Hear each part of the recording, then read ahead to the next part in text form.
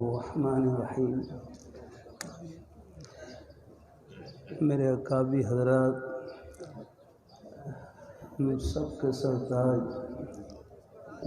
ہماری اکابر ہستیاں موجود، شیخ الاسلام ہم سب کے حضرت تشریف فرما دام بقات ملالیہ، اور ہمارے تمام مدارس کے سب کے محسن میرے حضرت اقدس حضرت شیخ الحدیث اور قاری صاحب دام بقات ملالیہ تشریف فرما۔ یہاں پر حاضری بس ان اکابی حضرات کی زیارت کے لیے، کوئی ہم چھوٹوں کی زبان سے خیر کا جملہ نکل جائے۔ حضرت حکیم الامت حضرت تھانوی رحمۃ اللہ علیہ فرمائے لگے، واعظ و نصیحت کرنے والے سے اگر کوئی خیر کا جملہ نکل جائے، اس کو اپنا کمال نہ سمجھے بلکہ سامعین کی توجہ کا اور اپنے بزرگوں کی دعاؤں کا صدقہ سمجھیں گے۔ بندہ ایک مرتبہ ہمارے حضرت اقدس حضرت ڈاکٹر حفیظ اللہ صاحب رحمہ اللہ تعالی لاہور میں اپنے بیٹے میرے حضرت حضرت ڈاکٹر نعیم اللہ صاحب دم برکات ملالیہ ان کے گھر پر تشریف فرما۔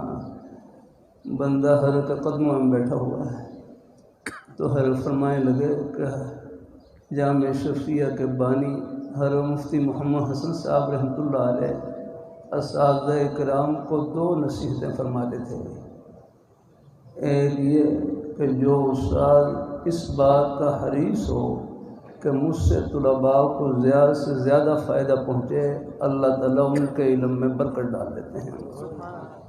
الحمدللہ ہمارے تمام نیک اساتذہ کرام میں اللہ تعالیٰ نے یہ نیک جذبہ رکھا ہوا ہے، ہر ایک کوشش میں لگے رہتے ہیں اور طلباء کو فیض یاب کرنے کی پوری اپنی نیک مساعی میں لگے رہتے ہیں۔ اللہ تعالیٰ اللہ ہمارے تمام اساتذہ کرام اور تمام شیوخ، ان کا تو کیا کہنا ان کے اخلاص کا، میں اپنے جیسے جو اپنے جیسے نیک طلباء ہوں بس انہی کو مخاطب ہوں کہ اللہ تعالیٰ سب کی قربانیوں کو قبول فرمائے۔ اللہ تعالیٰ ہمارے اکابی حضرات وہ تو اخلاص کا سمندر ہے۔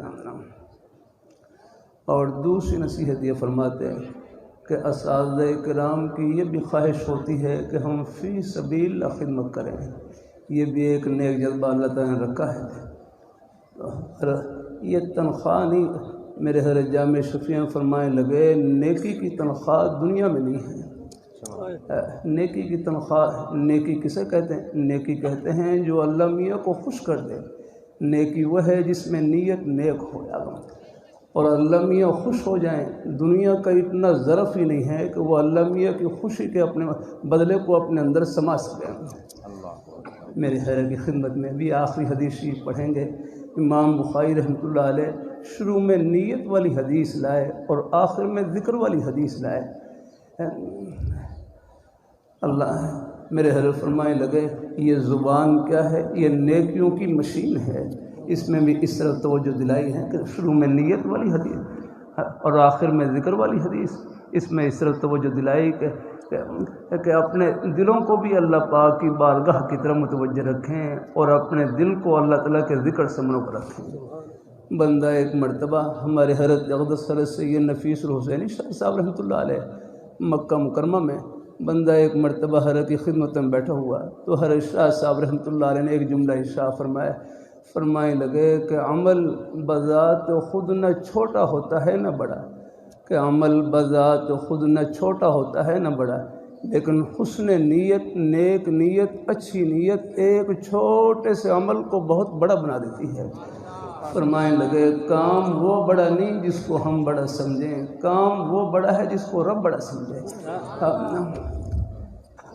اللہ تعالیٰ قبول فرمائے۔ اللہ تعالیٰ اپنی بارگاہ دوسری نصیحت ہے، بلکہ آخر میں امام بخاری رحمۃ اللہ علیہ ذکر والی حدیث ہے۔ میرے حضرت فرمائے لگے جامع شفیہ میں یہ زبان نیکیوں کی مشین ہے، اس سے اللہ تعالیٰ کا ذکر، پہلا کلمہ طیبہ، تیسرا کلمہ طیبہ، استغفار، درود شریف، قرآن پاک کی تلاوت، کوئی بھی نیک کلمہ زبان پر جاری ہے بلکہ ایک مرتبہ سب کہہ لیں سبحان اللہ، سبحان اللہ، یعنی بمشکل 1 سیکنڈ لگا ہوگا، سب نے اللہ تعالیٰ کا پیارا نام لیا، سب نے سبحان اللہ کہا۔ یہ 1 سیکنڈ میں کتنی بڑی کمائی کی آپ نے!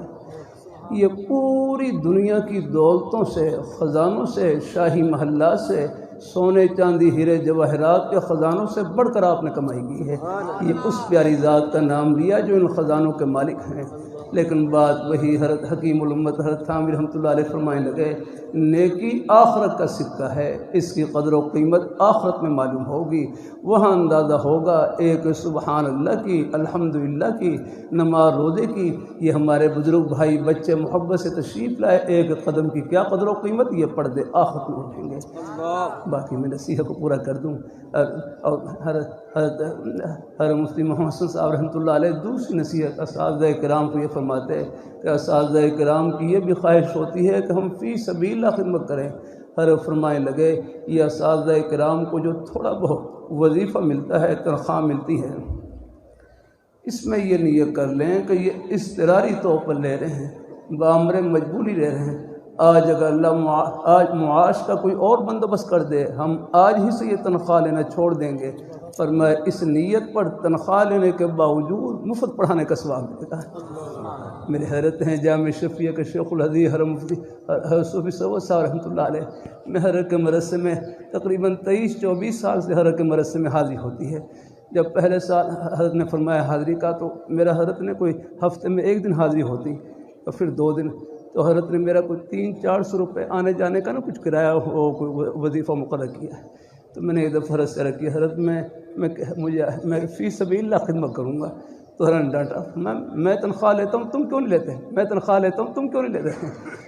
حضرت لے زبردست مقصد یہ تھا کہ یہ تھوڑا بہت وظیفہ، تاکہ کہیں بعد میں کوئی نفس میں سستی نہ ہو یار اس۔ ہاں بہرحال اللہ تعالیٰ اپنی یہ تنخواہ نہیں، یہ تو جیب خرچ ہے، نیکی کی تنخواہ دنیا میں نہیں ہے، وہ تو اللہ اپنے خزانے غیب سے عطا فرمائیں گے۔ اللہ تعالیٰ سب کو قبول فرمائے۔ یہ میں ٹوٹے پھوٹے خیر کے جملے، یہ بھی میرے اکابر حضرات کا ہی فیض ہے۔ اللہ تعالیٰ سب کو اللہ خوشیوں سے بھر دے اور برکتوں سے بھر دے، آمین آمین۔ وہ وقت آ پہنچا، میں ملتمس ہوں شیخ الاسلام، مفکر اسلام، متکلم اسلام، فقیہ ابن فقیہ، مفتی ابن مفتی، جد محترم، عالم باعمل، دیوبند کی شان ہیں آپ، دیوبند کی جان ہیں آپ، دیوبند کی پہچان ہیں آپ، دیوبند کی آن ہیں آپ، مفتی محمد تقی عثمانی ہیں آپ۔ اللہ آپ کا سایہ ہمارے سروں پر تادیر قائم و دائم رکھے۔ اس شعر کے ساتھ آپ سے ملتمس ہوں کہ اصح الکتب بعد کتاب اللہ، صحیح بخاری شریف کا درس ارشاد فرمائیے۔ آپ آئے تو بہاروں نے لٹائی خوشبو، آپ آئے تو بہاروں نے لٹائی خوشبو، پھول تو پھول تھے کانٹوں سے بھی آئی خوشبو، آپ کے آنے سے چمن کھل اٹھے پھول مسکرائے، آپ کے آنے سے چمن کھل اٹھے پھول مسکرائے، جد محترم بہت بہت شکریہ آپ تشریف لائے۔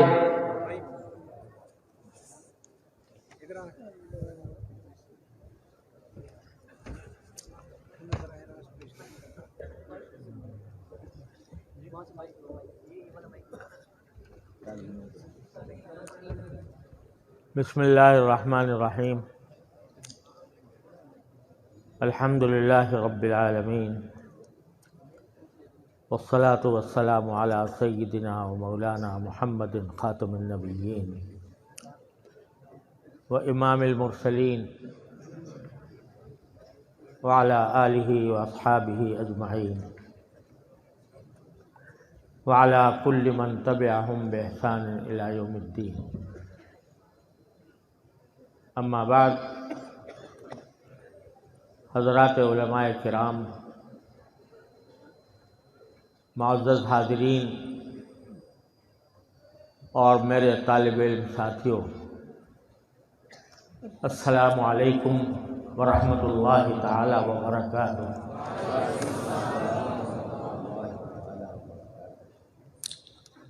اللہ تبارک و تعالیٰ کے فضل و کرم سے ایک مرتبہ پھر اس مبارک جامعہ میں اللہ تبارک و تعالیٰ نے حاضری کی توفیق عطا فرمائی۔ یہ جامعہ خیر مجسم حضرت سردار اولیاء مولانا خیر محمد صاحب قدس اللہ تعالی سرہ کا صدقہ جاریہ ہے، جو انشاءاللہ رہتی دنیا تک ان کے لیے اجر و ثواب کا اور اس سے فائدہ اٹھانے والوں کے لیے فیض جاری رہنے کا ذریعہ بنتا رہے گا۔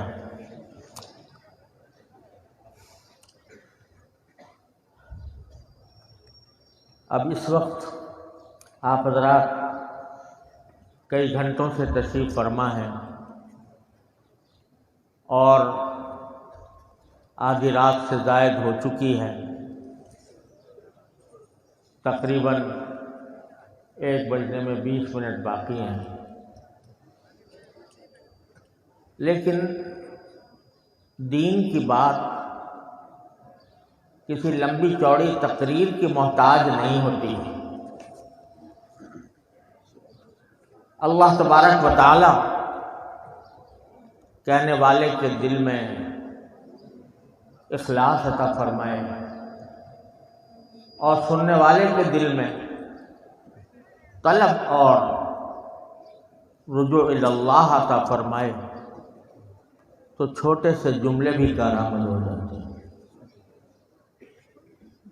خدا نہ کرے یہ بات نہ ہو تو لمبی چوڑی تقریریں بھی بیکار ہیں۔ ابھی آپ نے حضرت شیخ مولانا مفتی محمد حسن صاحب رحمۃ اللہ دامت برکاتہم کا مختصر سا خطاب سنا، چند منٹ کی بات تھی، لیکن اللہ تبارک و تعالیٰ کی طرف رجوع کرنے والے دل سے نکلی اور الحمدللہ طلب رکھنے والوں کے دل تک پہنچی، اور اس کے نتیجے میں چند جملے بھی کارآمد ہو گئے۔ میں آپ سے یقین سے کہتا ہوں کہ ساری تقریریں اور سارے بیانات ایک طرف اور آپ کا کئی گھنٹوں سے یہاں پر بیٹھنا ایک طرف، انہوں نے آپ سب سے جو سبحان اللہ کہلوا لیا وہ ساری مجلس کا حاصل ہے۔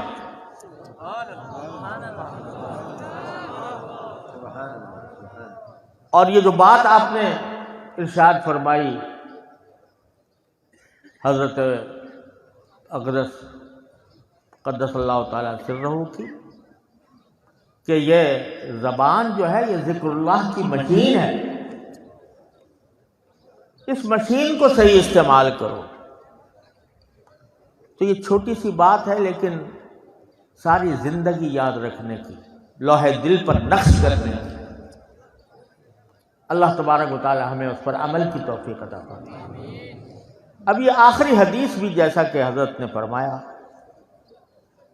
یہ نیت سے شروع ہوئی تھی، ذکر پر ختم ہو رہی ہے، تو وہ حدیث اب پڑھی جائے گی انشاءاللہ، لیکن میرے عزیز طلبہ نے یہ خواہش ظاہر کی ہے کہ اس حدیث کا متن پڑھنے سے پہلے میں آپ کے سامنے حدیث مسلسل بالاولیہ پڑھ دوں تاکہ اس تسلسل کی برکات میں ہم سب شامل ہو جائیں۔ حضرت سفیان بن عیینہ رحمۃ اللہ علیہ بڑے جلیل القدر محدث ہیں، ان کے وقت سے یہ سلسلہ چلا آتا ہے کہ جب بھی کوئی طالب علم کسی استاد کے پاس حدیث پڑھنے گیا تو سب سے پہلے اپنے شاگرد کو جو حدیث سنائی وہ یہ حدیث تھی، یہ حدیث تھی۔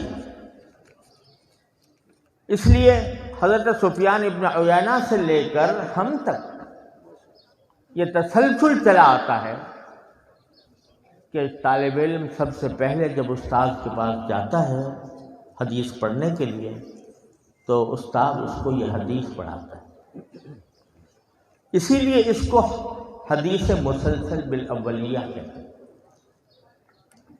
یہ حدیث مجھے 3 مشائخ سے اجازت کے ساتھ حاصل ہے۔ ایک حضرت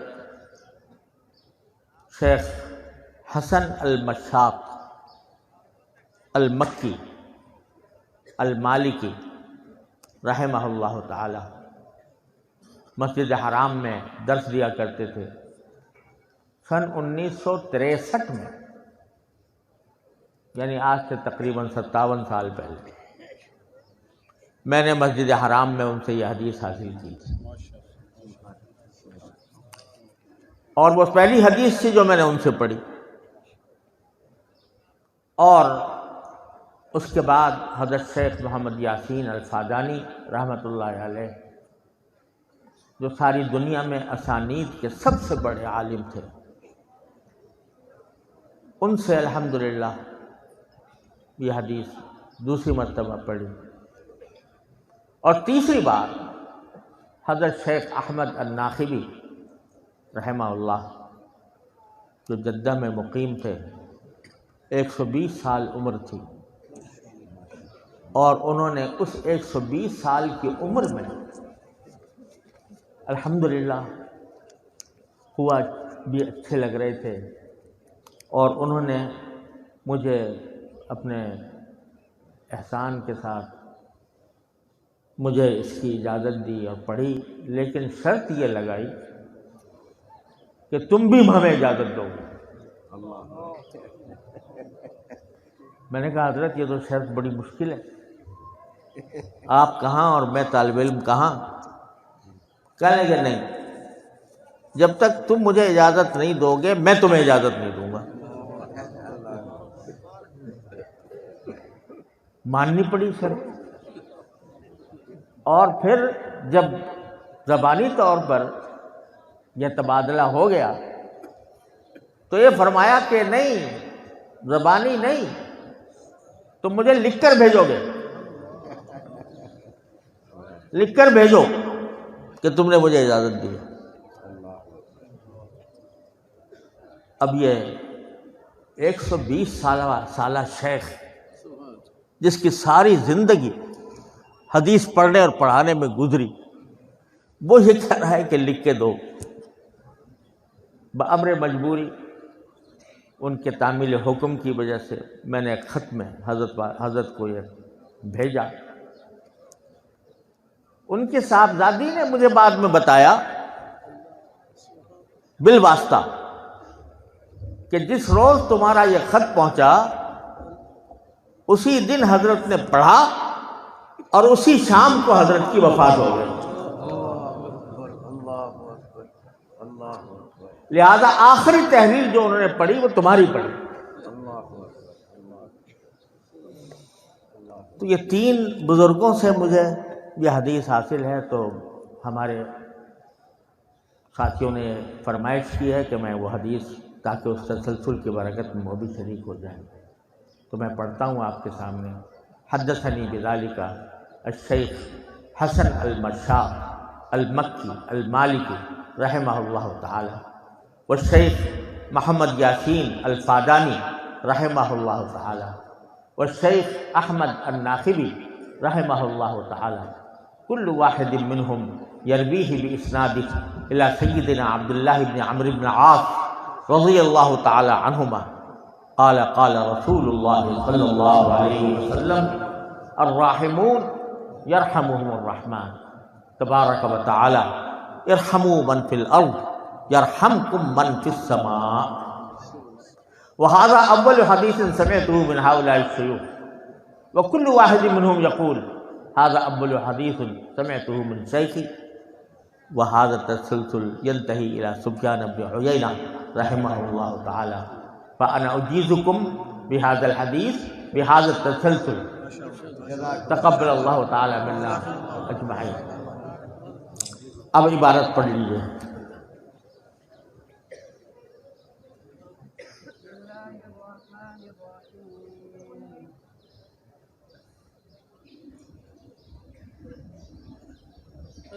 بسم الله الرحمن الرحيم. اللهم صل على محمد وعلى آل محمد كما صليت على إبراهيم وعلى آل إبراهيم إنك حميد مجيد. اللهم بارك على محمد وعلى آل محمد كما باركت على إبراهيم وعلى آل إبراهيم إنك حميد مجيد. باب قول الله عز وجل ونضع الموازين القسط ليوم القيامة وأن أعمال بني آدم وقولهم توزن. وقال مجاهد رحمه الله تعالى القسطاس والعدل بالرومية. ويقال القسط مصدر المقسط وهو العادل وأما القاسط وهو الجاهل.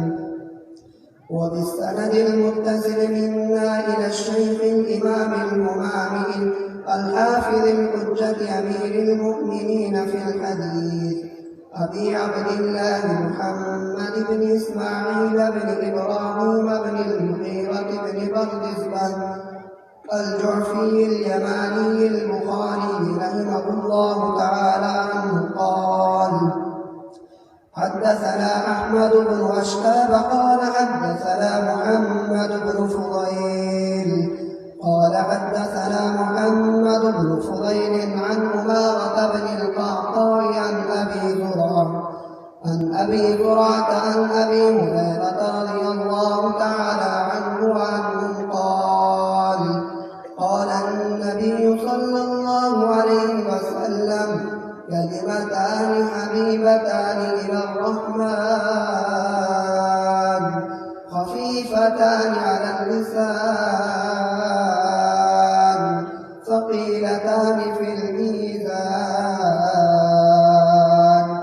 سبحان الله وبحمده سبحان الله العظيم. ماشاء اللہ. یہ صحیح بخاری کا آخری باب ہے اور یہ باب امام بخاری نے قرآن کریم کی ایک آیت کی تفسیر کرنے کے لیے قائم کیا، جس میں اللہ جل جلالہ نے یہ ارشاد فرمایا کہ وَنَضَعُ الْمَوَازِينَ الْقِسْطَ لِيَوْمِ الْقِيَامَةِ فَلَا تُظْلَمُ نَفْسٌ شَيْئًا، کہ ہم قیامت کے دن ترازویں قائم کریں گے،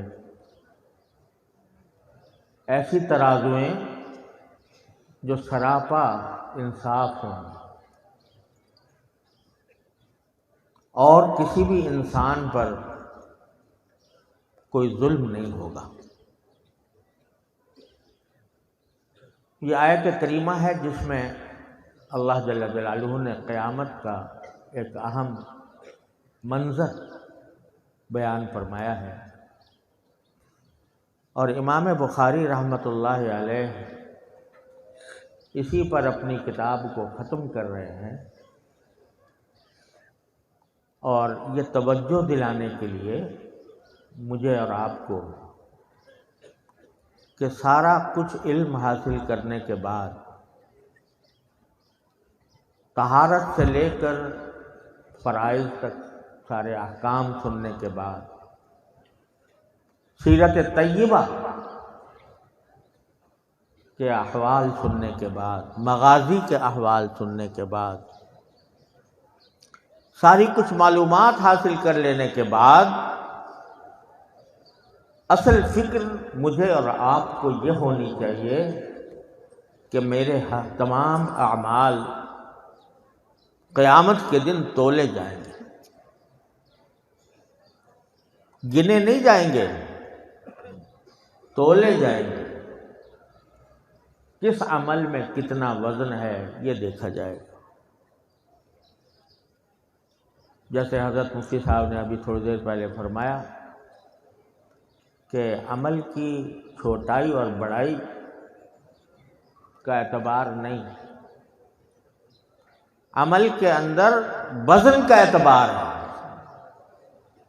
چھوٹا عمل ہو لیکن اللہ جل جلالہ کی رضا جوئی کے لیے ہو، اخلاص کے ساتھ ہو، تو چھوٹا عمل بھی کام دے جاتا ہے۔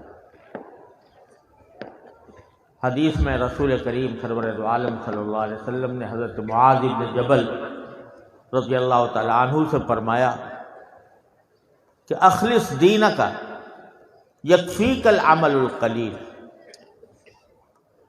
دین میں اخلاص پیدا کر لو تو تھوڑا سا عمل بھی کافی ہو جائے گا۔ تو اصل وزن جو پیدا ہوتا ہے اعمال میں، وہ اگر امام بخاری رحمۃ اللہ علیہ زبان حال سے شاید یہ فرما رہے ہوں کہ اگر یہ معلوم کرنا ہے کہ وزن کیسے پیدا ہوتا ہے تو پھر میری کتاب کی پہلی حدیث پڑھ لو۔ کون سی؟ انما الاعمال بالنیات۔ نیت میں اگر اخلاص ہے تو عمل میں وزن ہے، نیت میں اگر اخلاص نہیں ہے، ریاکاری ہے، لوگوں کی تعریف حاصل کرنا ہے، اپنا نام روشن کرنا ہے، تو پھر کتنا بھی بڑا عمل ہو وہ اللہ تبارک و تعالیٰ کے ہاں مکھی کے پر کے برابر بھی ہے۔ یہ پیغام ہے جو امام بخاری رحمۃ اللہ علیہ ہمیں آخر میں دے کے جا رہے ہیں، اور اسی کی تشریح کرتے ہوئے یہ فرمایا کہ ان اعمال بنی آدم وقولہم یوزن، بنی آدم کے اعمال بھی تولے جائیں گے اور ان کے اقوال بھی تولے جائیں گے۔ یہ اس لیے فرمایا کہ بہت سے گمراہ فرقے یہ کہتے تھے کہ اعمال کا وزن کیسے ہوگا، اعمال تو اعراض میں سے، لہذا بعض نے یہ تعبیر کی کہ اعمال نہیں تولے جائیں گے، اعمال کے صحیفے تولے جائیں گے، نام اعمال تولے جائیں گے۔ بعض نے یہ تعبیر کی کہ نہیں، عمل کرنے والے کا وزن ہوگا۔ امام بخاری سب کی تردید کر کے فرماتے ہیں نا اعمال بنی آدم وقولہم یوزن، کہ اعمال بذات خود تولے جائیں گے، اور صرف اعمال ہی نہیں بلکہ تمہارے منہ سے نکلی ہوئی باتیں بھی تولی جائیں گی۔ قولہم یوزن۔ مجھے تو کبھی کبھی یہ خیال ہوتا ہے کہ شاید اللہ تبارک و تعالیٰ نے امام بخاری رحمۃ اللہ علیہ پر یہ منکشف فرما دیا کہ میری کتاب کے آخری حدیث پڑھ کر لوگ عالم بنے۔ مولوی بننے کی شرط یہ ہے کہ وہ صحیح بخاری پڑھی ہو اس نے، اور جب صحیح بخاری پوری کر لیتا ہے تو پھر اس کے سر پر دستار رکھی جاتی ہے، اس کو عالم بنایا جاتا ہے، اس کا عالم کہا جاتا ہے۔ تو اس لیے امام بخاری ہمیں یہ درس دے رہے ہیں کہ تم میری کتاب پڑھ کر جب عالم بنو گے تو باہر جا کر تم سے تحقیقات نہیں پوچھی جائیں گی، تم سے یہ نہیں پوچھا جائے گا کہ اعمال میں زیادتی نقصان ہوتا ہے یا نہیں ہوتا،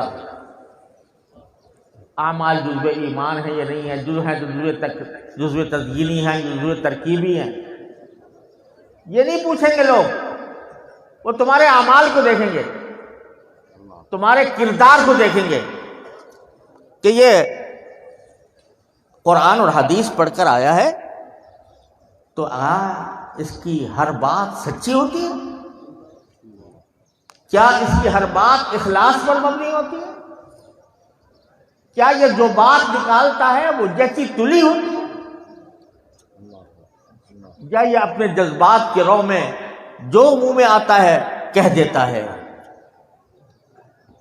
اور یہ بات جو کہتا ہے وہ آیا اخلاص سے کہتا ہے یا محض اپنی شہرت بنانے کے لیے کہتا ہے، لوگوں سے واہ واہ کرانے کے لیے کہتا ہے؟ اس لیے جاتے جاتے ہمیں یہ تنبیہ کر کے جا رہے ہیں کہ تمہارے قول کا بھی وزن ہوگا، اور تمہیں جب باہر نکلو گے تو کبھی درس دینا ہوگا، کبھی تقریر کرنی ہوگی، کبھی بیان کرنا ہوگا، کبھی کوئی تحریر لکھنی ہوگی، تو یہ نہ سمجھنا کہ یہ تحریر اور یہ تقریر ہوا میں اڑ جائے گی، اس کا وزن ہوگا۔ لہذا کوئی بات کرنے سے پہلے یا لکھنے سے پہلے یہ سمجھ لو کہ یہ بات تمہیں جنت میں لے جا رہی ہے یا دوزخ میں لے جا رہی ہے، اس میں سچ کتنا ہے اور جھوٹ کتنا ہے، حقیقت کتنی ہے اور مبالغہ کتنا ہے۔ جب تک اگر تمہارے قول میں، تمہارے عمل میں یہ اعتدال اور یہ انصاف نہ ہو اور اخلاص نہ ہو تو تمہاری باتیں ہوا میں اڑ جائیں گی، وہ کانوں سے ٹکرائیں گے، دوسرے کان سے نکل جائیں گے۔ لیکن اگر تمہارے لیے اخلاص ہے، آج میں اس لیے یہ بات کہتا ہوں کہ ہمارے اکابر جن کے ہم نام لیوا ہیں، حضرات علماء دیوبند، ان کو اللہ تبارک و تعالی نے اعتدال کا پیکر بنایا تھا۔ ان کے زبان سے جو کلمہ نکلتا تھا وہ تلا ہوا ہوتا تھا۔ یہ نہیں ہے کہ جذبات میں آ کر وہ کسی کے بات کہہ گزریں اور جذباتی گفتگو کر کے اپنے خواہشات کی تسکین کر لیں، بلکہ وہ یہ دیکھتے تھے کہ اس میں سچ کتنا ہے، مبالغہ کتنا ہے۔ حضرت علی رضی اللہ تعالیٰ عنہ کا ارشاد ہے کہ احبب حبیبک ہونما عسى ان يكون بغيضك يوما ما وابغض بغيضك ہونما عسى ان يكون حبیبک یوما ما۔ کسی سے محبت کرو، کسی کے مداح بنو تو بھی دھیرے دھیرے بنو، یعنی بہت مبالغہ نہ کرو۔ عسى ان يكون بغيضك يوما ما، یہ ہو سکتا ہے کہ کسی وقت جس کی تم نے تعریف کر رہے تھے، جس کو آسمان پہ چڑھایا تھا، کسی وقت تمہیں اس کی کوئی برائی کرنی پڑ جائے۔ عسى ان يكون بغيضك يوما ما۔ اور کسی سے بغض کرو تو بھی دھیرے دھیرے کرو، ایسا نہ ہو کہ کسی وقت تمہیں اس کی تعریف کرنی پڑ جائے۔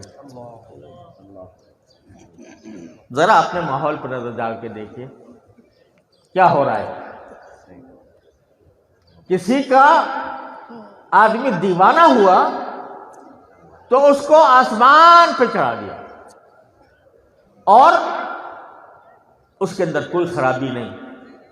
کوئی اگر کوئی ذرا سی بات تنقید کی نکالے اس کے لیے تو وہ دشمن ہے میرا، اور اگر کسی سے بغض ہوا تو ایسا ہوا کہ کوئی اگر اس کی کوئی اچھی بات بھی ہے اور کچھ اچھی بات کی کوئی تائید بھی کر دے تو دشمن ہے میرا۔ یہ اس لیے کہ اپنے اقوال، اپنے منہ سے نکلی ہوئی بات، اپنے قلم سے نکلی ہوئی بات، اس کے بارے میں یہ دھیان نہیں ہے کہ کہیں ریکارڈ ہو رہی ہے، اور مجھے اس کا جواب دینا ہوگا، یہ بات تولی جائے گی۔ اعمال بنی آدم وقولہم یوزن، میرے والد ماجد حضرت مولانا مفتی محمد شفیع صاحب قدس اللہ تعالیٰ سرہ نے ایک مرتبہ مجھے نصیحت فرمائی. لمبا قصہ ہے لیکن میں نصیحت بتاتا ہوں.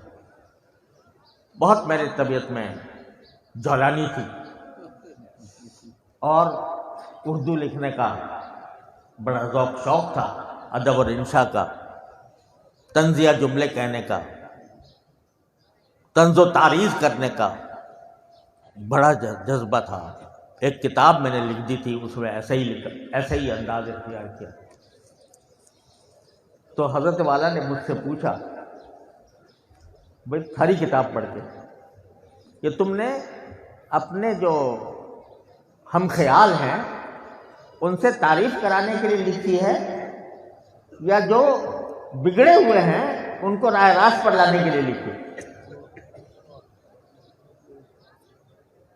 اگر تم نے اپنے لوگوں سے تعریف حاصل کرنے کے لیے لکھی ہے تو بہترین کتاب ہے، بہت اعلیٰ درجے کی کتاب لکھی ہے تم نے. لیکن اگر اس لیے لکھی ہے کہ کوئی بگڑا ہوا اس سے راہ پا جائے تو اس کا کتاب کی ایک دمڑی قیمت نہیں. اس لیے کہ پہلے ہی وہ سمجھ لے گا کہ اس نے تو میری مخالفت، یہ میرا مخالف ہے، میرا دشمن ہے، تو وہ تمہیں کبھی طلب حق کے ساتھ نہیں پڑھے گا. اس وقت مجھ سے یہ جملہ فرمایا تھا، میں آپ کو وہ نقل کرتا ہوں کہ میں تمہیں نصیحت کرتا ہوں کہ جب کوئی بات زبان سے نکالو یا کوئی لفظ قلم سے نکالو تو یہ سوچ لو کہ اس کو کسی عدالت میں ثابت کرنا ہے، اس کو کسی عدالت میں ثابت کرنا ہو، کیونکہ اس کا موقع آ سکتا ہے کہ باقی کوئی تمہیں عدالت میں طلب کر کے پوچھ لے اور تمہارے پاس ثبوت نہ ہو. اور اگر یہاں دنیا کی عدالت میں نہیں پوچھا تو ایک عدالت آخرت میں آنے والی ہے، اس میں تو ضرور پوچھا جائے کہ تم نے جو بات کہی تھی وہ ثبوت کے ساتھ کہی تھی یا ایسے ہی سنی سنائی کہہ دی تھی. تو امام بخاری رحمۃ اللہ علیہ یہ فرما رہے ہیں کہ تم مولوی بن کے تو جا رہے ہو، آج تمہارے سروں پر دستار بھی رکھی جائے گی، آج کے بعد تمہیں عالم کہا جائے گا، آج کے بعد تم علماء کے نمائندے ہو گے، آج کے بعد تمہیں وارث انبیاء کہا جائے گا. اگر یہ سارے تاج تم نے اپنے سر پر رکھنے ہیں تو پہلے اس بات کا جائزہ لینا کہ تمہارا عمل اور تمہارا قول اللہ کے ہاں تولا جائے گا.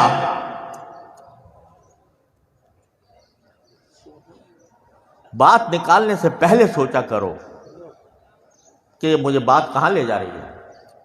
حضرت امام شافعی رحمۃ اللہ علیہ پر کے بارے میں لکھا گیا ہے کہ جب ان سے کوئی سوال کرتا تو ایک لمحے کے لیے خاموش ہوا کرتے تھے، پھر جواب دیتے تھے. تو کسی نے پوچھ لیا کہ حضرت ہم نے آپ کو دیکھا ہے کہ آپ اس طرح خاموش ہوتے ہیں اور پھر تھوڑی دیر خاموش رہ کر جواب دیتے ہیں، تو کیا کرتے ہیں آپ اتنی دیر میں؟ تو فرمایا کہ جواب دینے سے پہلے میں اپنے آپ کو جنت اور جہنم پر پیش کرتا ہوں، جنت اور جہنم پہ پیش کرتا ہوں. یہ سوچتا ہوں کہ یہ جواب جو میں دینے جا رہا ہوں یہ مجھے جنت میں لے جائے گا یا جہنم میں لے جائے گا. اگر یقین ہو جاتا ہے کہ جنت میں لے جانے والا ہے تو بولتا ہوں، ورنہ نہیں بولتا. بأن اعمال بنی آدم وقولہم یوزن، اس کا وزن ہوگا. تو آج جب تم اپنے سر پر دستار پہن کر جا رہے ہو اور عالم بن کے تم دنیا کے سامنے پہنچ رہے ہو تو تمہارے ایک ایک ادا، تمہاری زبان سے نکلا ہوا ایک ایک حرف، تمہارے قلم سے نکلی ہوئی ایک ایک تحریر وہ جچی تلی ہونی چاہیے، اس میں مبالغہ بھی نہ ہو، اس میں جھوٹ بھی نہ ہو، اس میں سنی سنائی باتیں بھی نہ ہوں، اس میں اپنی جذبات کے اظہار کے لیے کسی کے اوپر طعن و تشنیع بھی نہ ہو، وہ قولا لہو قولا لینا کا مظہر ہو، وہ ایسا ہو۔ یہ سبق ہے جو امام بخاری دے رہے ہیں۔ اگر یہ ہم نے سبق لے لیا تو انشاءاللہ پھر اللہ کی رحمت سے ہمیں اخلاص کے ساتھ اگر ہم کام کریں گے، دنیا کی فکر نہ کرو کہ دنیا تعریف کرتی ہے یا مذمت کرتی ہے۔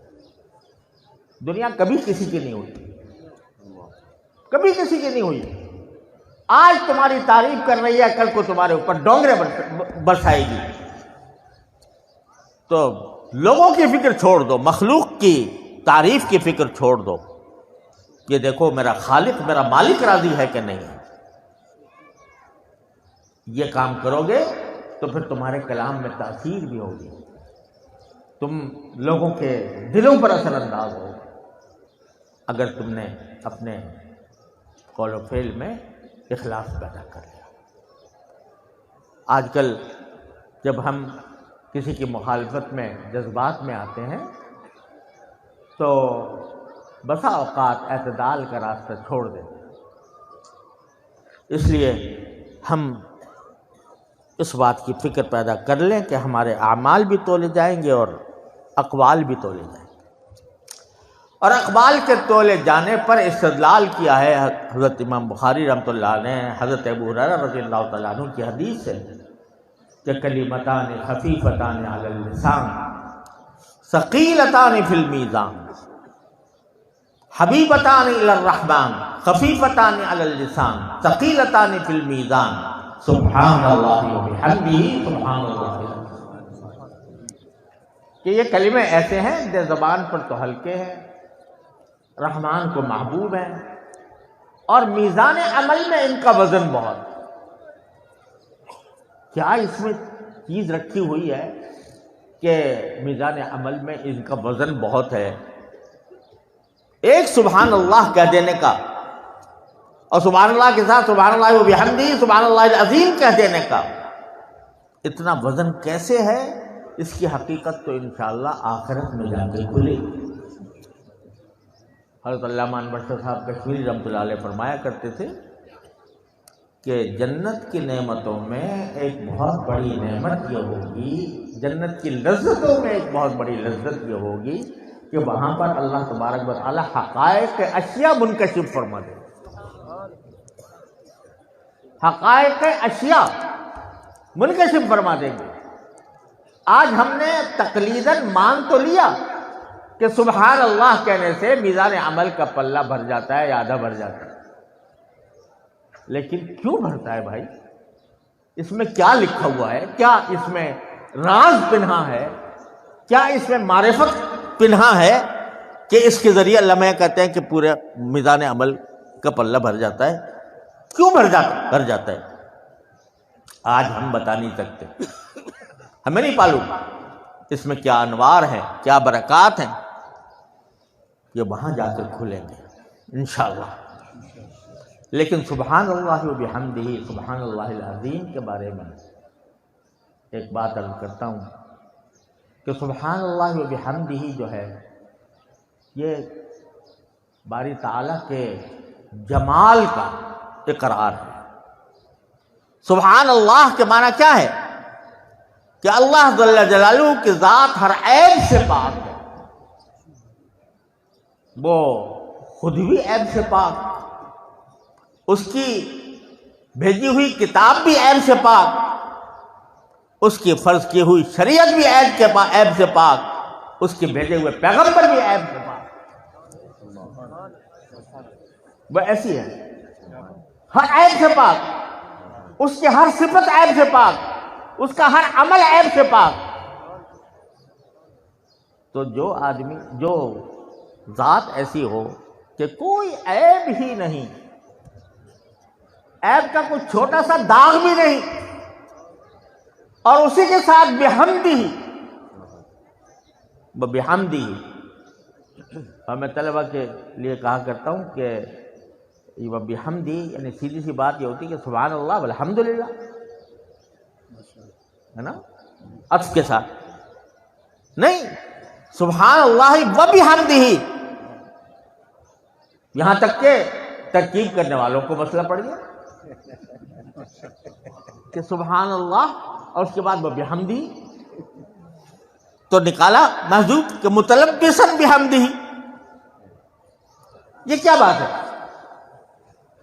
تو یہ سمجھ میں آتا ہے واللہ سبحانہ وعلم کہ اگر آپ کسی سے کہیں کہ یہ آدمی برا نہیں ہے، لا باس بہ، کیا مطلب ہوتا ہے اس کا؟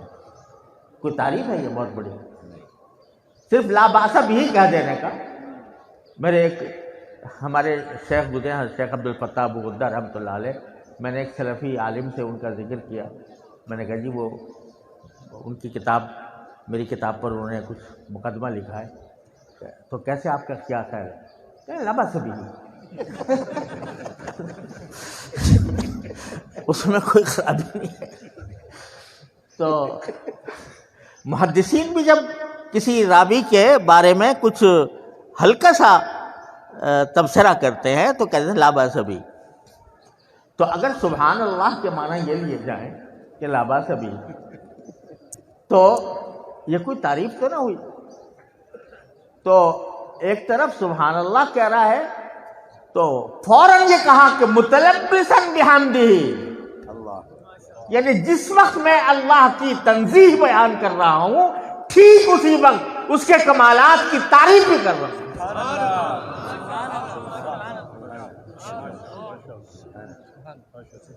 کوئی وقفہ نہیں ہے بیچ میں۔ اگر عطف ہوتا تو عطف میں وقفہ ہوتا ہے نا، ارے سبحان اللہ والحمدللہ، پہلے سبحان اللہ پھر الحمدللہ، کہتے نہیں وقفہ کوئی نہیں، سبحان اللہ وبحمدہ، یعنی متلبسا بحمدہ، ٹھیک اسی آن میں جس آن میں تسبیح کر رہا ہوں اسی آن میں اس کی حمد بیان کر رہا ہوں۔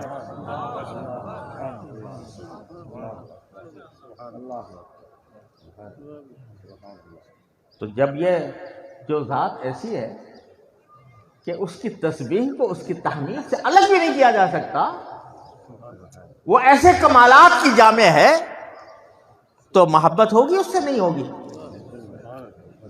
کیونکہ محبت کس وجہ سے ہوتی ہے؟ کسی سے کمالات کی وجہ سے، کبھی جمال کی وجہ سے ہوتی ہے، کبھی کمال کی وجہ سے ہوتی ہے، کبھی نوال کی وجہ سے ہوتی ہے، لیکن وہ ذات سارے کمالات کی جامع ہے تو اس سے محبت پیدا ہوگی۔ سبحان اللہ و بحمدہ کہو گے اور کہتے رہو گے تو اللہ جل جلالہ کی محبت دل میں آئے گی۔ اور سبحان اللہ العظیم، یہ عظمت کی صفت باری تعالیٰ کی، عظمت جو ہے وہ جلال کی صفت، وہاں جمال تھا یہاں جلال ہے، عظمت ہے، کبریا ہے، جلال ہے۔ اس عظمت اور جلال اور کبریا کا تقاضا یہ ہوتا ہے کہ آدمی کے اندر رعب پیدا ہو، خوف ہو، بڑی عظمت والی ذات ہے، بڑی کبریا والی ذات ہے، تو اس کا رعب ہوگا، اس کا خوف ہوگا۔ اور جب محبت اور خوف دونوں مل جاتے ہیں تو اسی کا نام خشیت۔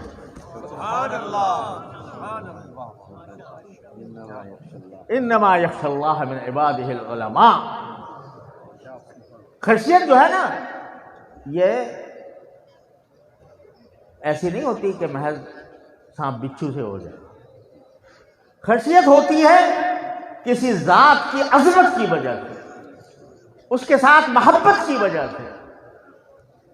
یہ نہیں ہوتا کوئی آدمی اگر اپنے باپ کا یا اپنے استاد کا یا اپنے شیخ کا کی عظمت کرتا ہے، محبت کرتا ہے، تو ڈرتا بھی ہے نا اس سے کہ کوئی بات اس کی طبیعت پر ناگوار نہ ہو جائے۔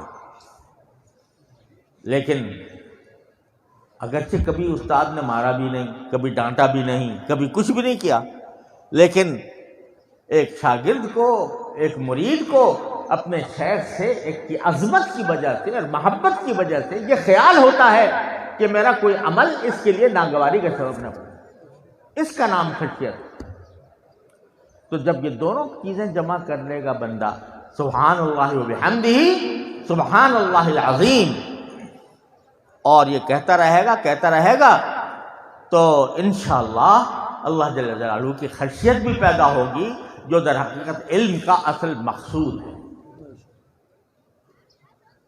اسی لیے حدیث میں آتا ہے کہ جو بندہ 100 مرتبہ یہ کلمہ ہمیشہ کہا کرے تو اس کے گناہ پہاڑ کے برابر بھی ہوں تو اللہ تعالیٰ معاف فرما دے گا۔ تو بھائی اگر یہ سبق ہم لے جائیں آج کہ سبحان اللہ و بحمدہ، سبحان اللہ العظیم کو اپنا وظیفہ بنائیں گے اور یہ سوچ کر بنائیں گے کہ یہ کلمہ ہمارے دل میں محبت پیدا کر رہا ہے، یہ کلمہ ہمارے اندر خوف پیدا کر رہا ہے، محبت اور خوف کے مل کر خشیت پیدا ہو رہی ہے، الایمان بین الخوف والرجا، تو انشاءاللہ ہماری زندگی بن جائے گی اللہ نے چاہا۔ اللہ تبارک و تعالیٰ اپنے فضل و کرم سے ان باتوں پر ہم سب کو عمل کرنے کی توفیق عطا فرمائے، اور میں دل سے مبارکباد دیتا ہوں ان تمام طلباء کو جو اس سال ماشاءاللہ فارغ ہو رہے ہیں، اور ان کے اساتذہ کرام کو جنہوں نے ان کو تیار کیا، ان کے گھر والوں کو، ان کے خاندان والوں کو، کہ جن کے لیے ان کا عالم بننا ایک مایہ امتیاز ہے، مایہ ناز ہے، تو اللہ تعالیٰ ان سب کے لیے اس کو مبارک فرمائے، اور جو طلباء ماشاءاللہ دور حدیث سے کی تکمیل کر رہے ہیں اللہ تعالیٰ ان کو علم صحیح اور عمل نافع عطا فرمائے۔ وآخر دعوانا ان الحمد للہ رب العالمین۔